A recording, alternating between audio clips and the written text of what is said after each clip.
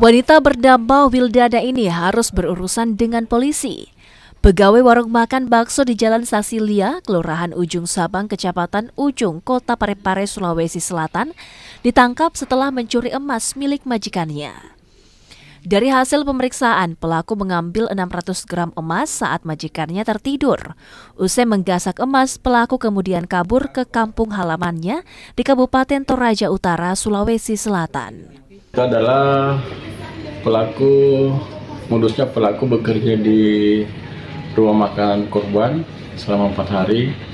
Kemudian pada saat korban tertidur, pelaku mengambil uang cash sebanyak 2 juta dan juga gelang 40 gram gelang emas, 10 gram kalung, 2 gram cincin, dan 5 gram gelang. Sehingga kerugian yang dialami oleh korban 135 juta. Wildada kini ditahan Polres Parepare dan terancam hukuman 5 tahun penjara. Sudin Syamsuddin, Kompas TV Parepare, Sulawesi Selatan.